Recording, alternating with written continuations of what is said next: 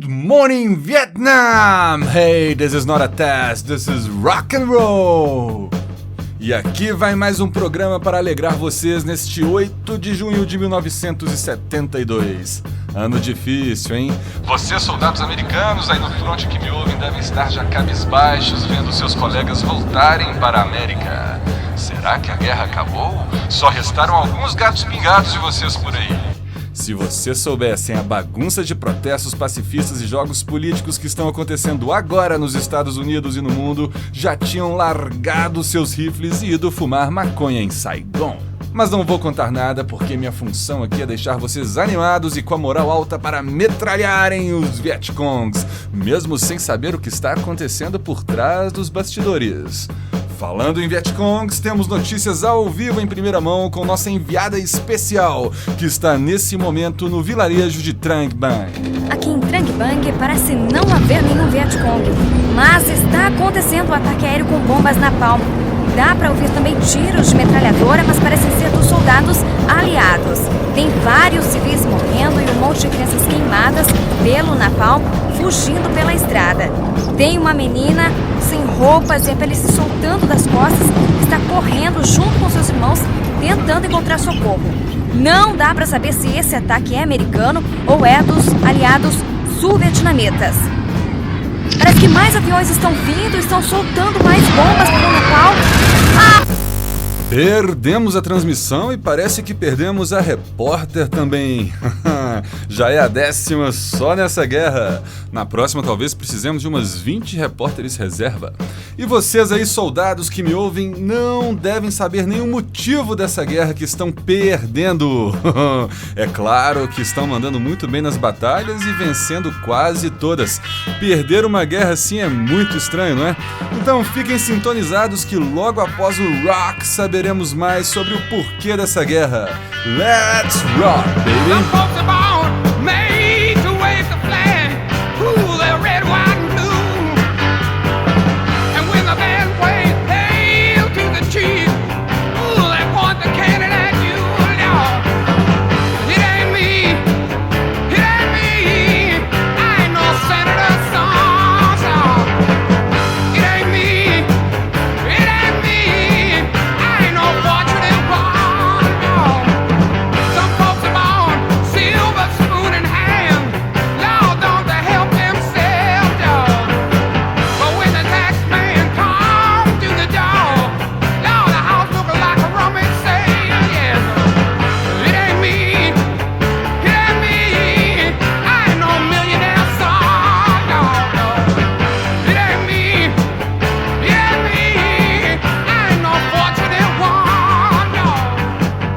States, as the world knows, will never start a war. We do not want a war. We do not now expect a war. This generation of Americans has already had enough, more than enough, of war and hate and oppression. Depois da Segunda Guerra Mundial, os Estados Unidos e a União Soviética se sobressaem como as duas potências mundiais. Contudo, as duas nações possuíam ideologias e regimes completamente diferentes. Os Estados Unidos acreditavam que o capitalismo era a melhor representação da democracia e liberdade, enquanto a União Soviética vivia um regime socialista. Rapidamente o mundo se dividiu. As Américas e a Europa Ocidental contra o leste europeu e boa parte da Ásia. Os Estados Unidos e a União Soviética iniciaram uma corrida armamentista. O objetivo era demonstrar a superioridade e intimidar o inimigo. A luta contra o comunismo tornou-se quase neurótica, principalmente nos Estados Unidos, já que o regime era considerado o fim da democracia e da liberdade. Cada vez mais pequenos países caíam sob o domínio comunista. Nenhum dos lados poderia criar brechas ou revelar-se inferior, pois isso certamente teria consequências graves. O desenvolvimento tecnológico e militar não podia parar de forma alguma. Novas descobertas nesse âmbito deviam ser mantidas secretas, pois espiões estavam infiltrados por todos os lados e poderiam roubar a tecnologia. Muitas supostas naves alienígenas foram avistadas nessa época. Uma guerra direta entre as potências jamais ocorreu, mas jogos de espionagem e apoio a países aliados em guerra eram frequentes. Essa foi a Guerra Fria.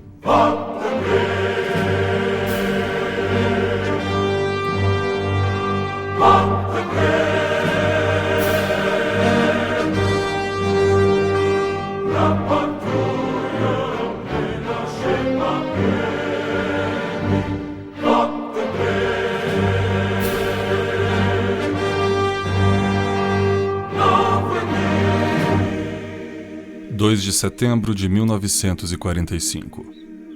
Desde 1885, o Vietnã fora colonizado pela França. Durante a Segunda Guerra Mundial, fora invadido e tomado pelos japoneses. No entanto, junto com o fim da Segunda Guerra, o líder comunista Ho Chi Minh toma Hanoi, capital do norte, expulsando os japoneses e proclamando a independência do Vietnã. Os franceses não aceitaram a independência e rapidamente enviaram tropas para reconquistar todo o norte do Vietnã. Em 1954, os franceses são derrotados. Um acordo feito em Genebra entre os vietnamitas e os franceses divide o Vietnã em duas partes, ficando o norte sob o governo comunista de Ho Chi Minh e o sul sob a monarquia de Bao Dai, aliado francês, sendo que em 1956 haveria uma eleição para unificar o país. Os Estados Unidos se recusaram a assinar o acordo entre a França e o Vietnã, pois sabiam que os comunistas conseguiriam a maioria nas eleições e temiam que isso causasse um efeito dominó, fazendo com que os comunistas dominassem boa parte da região. Por esse motivo que os americanos apoiaram o Vietnã do Sul quando cancelaram as eleições em 1956 e declararam a independência, criando um novo governo ditatorial, cujo poder ficou na mão de um líder católico, chamado Ngo Dinh Diem.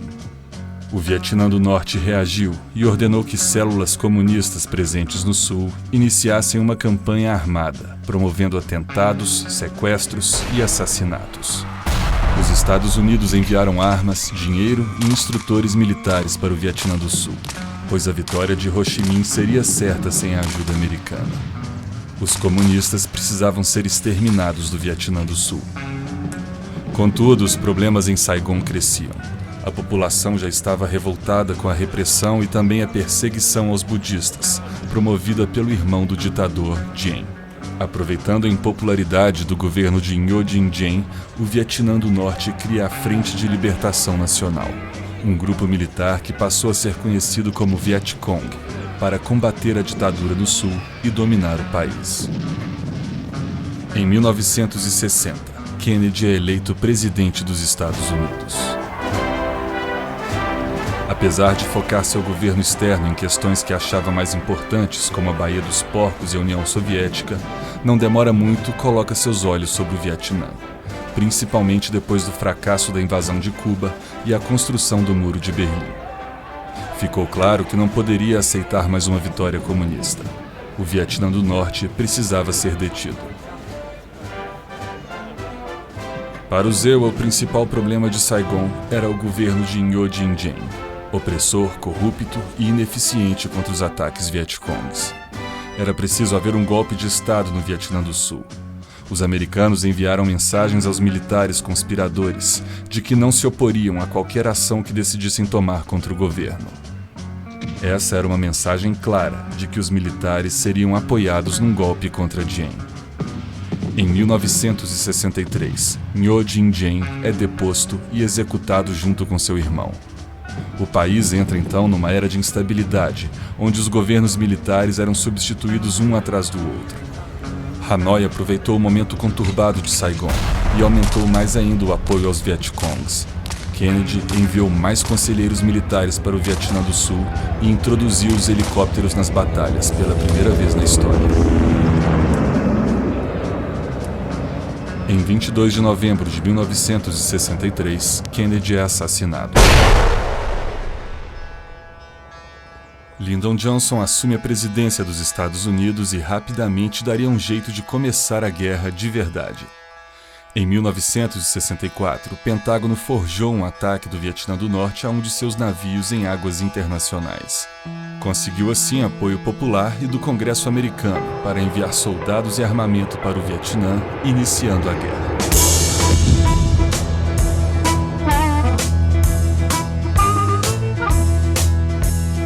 Os conselheiros militares em Saigon foram logo substituídos por combatentes, muitos combatentes. O primeiro estágio da guerra foi simples. Durante 3 anos, os Estados Unidos bombardearam o Vietnã do Norte e locais estratégicos do Sul, usados pelos comunistas. Mais de 1 milhão de toneladas de bombas e mísseis caíram sobre o Vietnã do Norte, levando quase a idade da pedra. Mas, incrivelmente, os bombardeios não foram suficientes para sequer separar os Vietcongs dos seus patrocinadores do Norte. As operações em solo aumentaram. Apesar da experiência na selva de algumas tropas de elite americanas, a maioria dos soldados acabava por padecerem armadilhas arcaicas e enfrentava grande dificuldade de locomoção e combate nessas áreas. Mesmo vencendo a maioria das batalhas, os americanos não conseguiam derrotar definitivamente o inimigo, que era fortemente financiado pela União Soviética e a China. Mais e mais americanos eram mortos. Inúmeros ataques terrestres eram auxiliados por intensos bombardeios.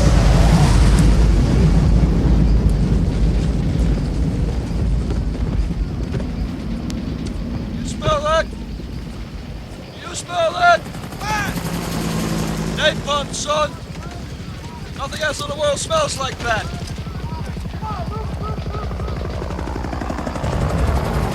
I love the smell of napalm in the morning.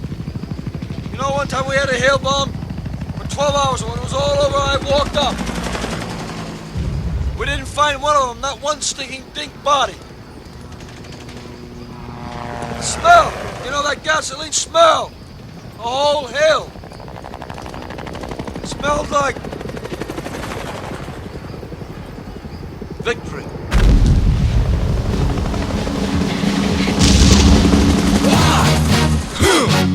Yeah. What is it good for? Absolutely nothing. Os americanos passaram a usar também um tipo de explosivo chamado napalm. Absolutely nothing. Say it again, y'all. Com fins incendiários, o napalm leva esse nome devido à junção de 2 dos seus componentes, os ácidos naftérnico e palmítico, que eram usados para transformar líquidos inflamáveis em gel, o que causava maior efeito de destruição devido à aderência às superfícies. Muito usado em bombas e lança-chamas, o napalm foi devastador contra soldados e até civis, matando por queimaduras e também por asfixia, já que causava a queima total do oxigênio na área atacada. O uso de agente laranja para devastar florestas e plantações também foi constante.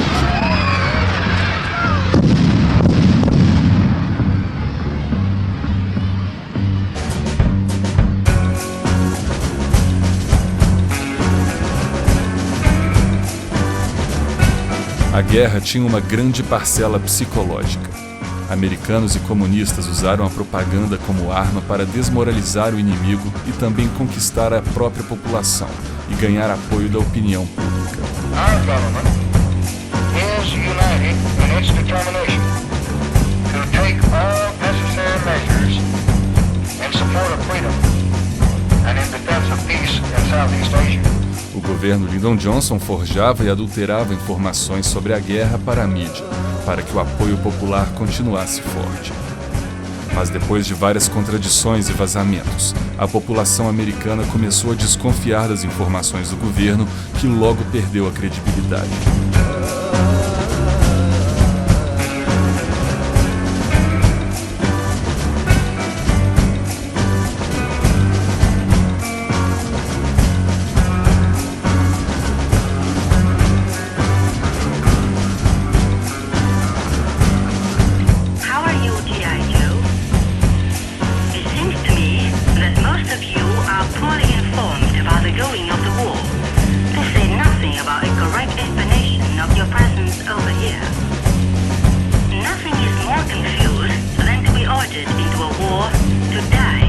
Em 1967, um protesto contra a guerra aconteceu em frente ao Pentágono. Começava a surgir então o mais forte inimigo americano na Guerra do Vietnã, o próprio povo americano. When the truth is found to be lies, and all the joy within you dies, don't you want somebody to... Em janeiro de 1968, os Estados Unidos receberam um terrível golpe. Num ousado ataque surpresa que ficou conhecido como Ofensiva Tet, o Vietnã do Norte investiu contra mais de 100 cidades do Vietnã do Sul, capturando várias e ocupando Saigon por algumas horas. As perdas do Vietnã do Norte foram gigantescas, mas o objetivo do ataque era puramente desmoralizar os americanos. E conseguiram. As forças armadas americanas se viram humilhadas. O mundo entendeu que a maior potência do globo não conseguia vencer a guerra. O presidente Lyndon Johnson viu sua popularidade cair para 36%. Também em 1968, Richard Nixon é eleito presidente dos Estados Unidos. Ele pregava a vietnamização da guerra, ou seja, deixar que o próprio exército do Vietnã do Sul, com apoio americano, continuasse a guerra, trazendo os mais de 500 mil soldados americanos de volta. Mas isso se revelou difícil, já que em várias operações o exército sul-vietnamita mostrou-se incapaz de combater e vencer os Vietcong sozinhos.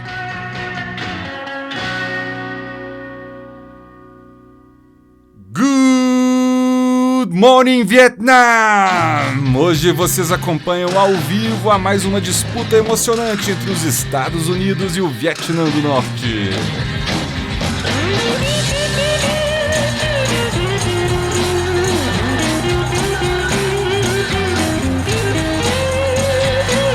There must be some kind of way out of here. Say the joker to the thief. Nessa decisão importantíssima, parece que os titulares ficarão de fora. No campo entraram só os reservas sul-vietnamitas para a batalha. É Saigon versus Hanoi. Super batalha! E começa a partida! Saigon começa a se movimentar, estão equipados com armas e veículos americanos. São muitos, são milhares, correm para a fronteira. Se preparam, passam pela fronteira e atacam a trilha Ho Chi Minh no Laos! Pode isso, Bernardo? A regra é clara. O Laos tinha um acordo de neutralidade, mas parece que os dois lados violaram o acordo. E se o juiz deixou prosseguir, vamos lá. Apesar de ilegal, a estratégia boa. Cortando a trilha Ho Chi Minh, os Vietcongs perderão sua principal via de abastecimento do norte. Saigon avança mais e mais, vai com tudo! E Hanoi aparece para salvar. Inicia o contra-ataque, são muitos também, pressionam. Saigon recua, resistência forte, morre gente pra caralho! E Saigon foge desesperada. É gente tropeçando, caindo. Parece que o combustível tá acabando. Eles abandonam os caminhões e tanques pela estrada e voltam correndo a pé. Correm para os helicópteros para fugirem. Tem gente até se agarrando nas sapatas das aeronaves para não ficar para trás. Vão embora derrotados. Vêm aviões americanos e destroem os veículos aliados que ficaram para trás para não caírem nas mãos do inimigo. E acaba a partida! Que vexame, que vexame!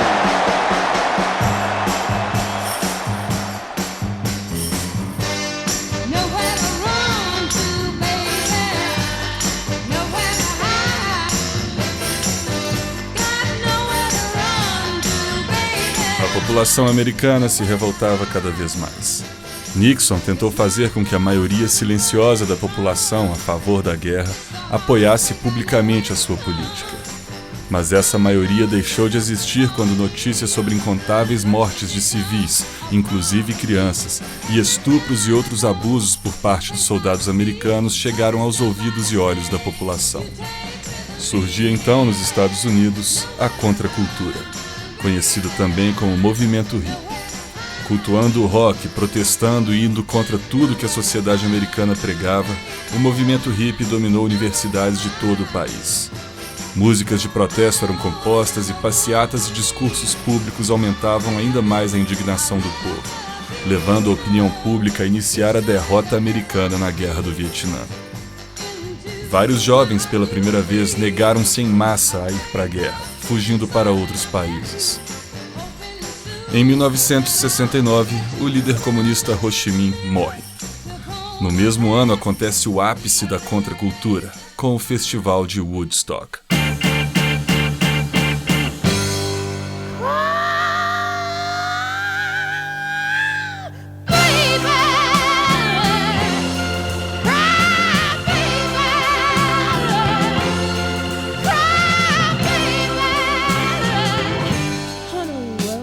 O total de americanos mortos ou feridos já passava da casa das centenas de milhares. Incessantes ataques vietcongues mostravam que tão cedo a guerra não iria acabar. Com a opinião pública massacrando a Casa Branca, parecia não haver mais como se obter a desejada saída honrosa da guerra. Mesmo vencendo a maioria das batalhas, os americanos estavam perdendo a guerra.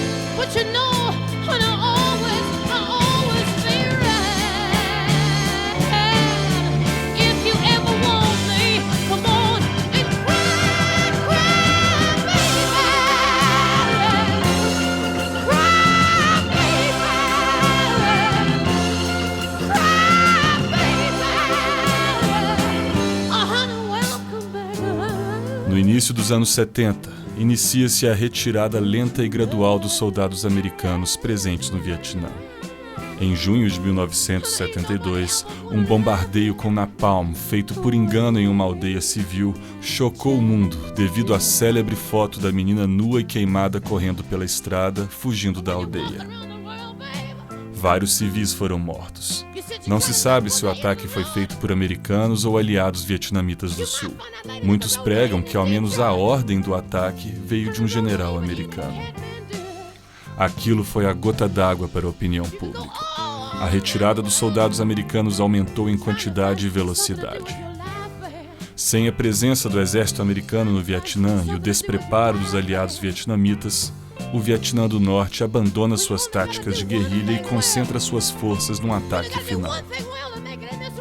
Os comunistas recuperaram as áreas perdidas e viram o desmoralizado exército sul-vietnamita se dissolver. Em 1975, os americanos retiraram o restante de seu pessoal de apoio e, em 30 de abril, os comunistas tomam Saigon, rebatizando-a de Ho Chi Minh. Era o fim da guerra com a vitória do Vietnã do Norte.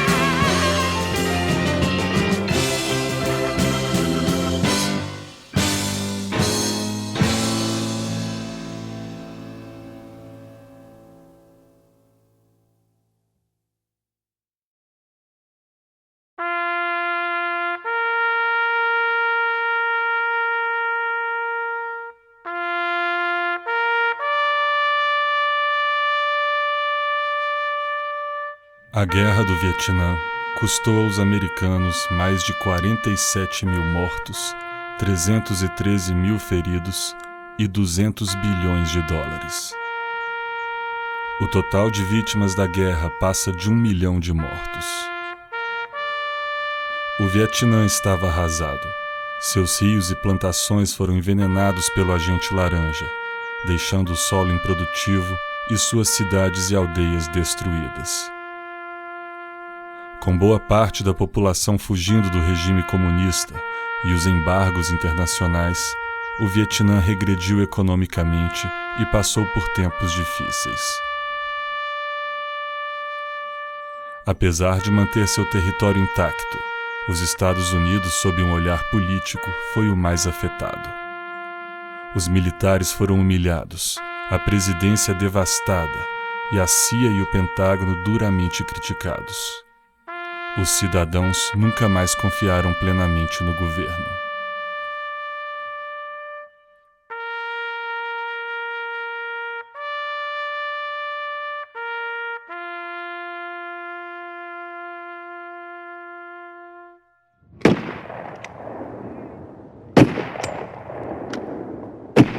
Acessem www.escribacafé.com e deixem seus comentários. E além de podcasts, o site Escriba Café conta com conteúdo diverso. Visitem e conheçam. Na página onde é postado o podcast, você pode acompanhar a transcrição desse episódio, a ficha técnica contendo a trilha sonora utilizada e a bibliografia. Obrigado a todos que comentam, apoiam e esperam. A demora foi justificada e alguns de vocês deram ótimas ideias para viabilizar os próximos episódios. Conto com todos. Aguardem. Um agradecimento especial àqueles que doaram para o Escriba Café. Alessandro Moreira Miranda, Felipe Costa Oliveira, Jeff, José Alex Santos Souza, Rinaldo Júnior, Daniel Sakuma, Ricardo Frignani Pereira de Souza, Leandro Pedra, Rafael Silva Laurino, Pedro Carlos Ferreira Santos. Vocês fizeram toda a diferença. E a todos, um grande abraço. E fiquem em paz.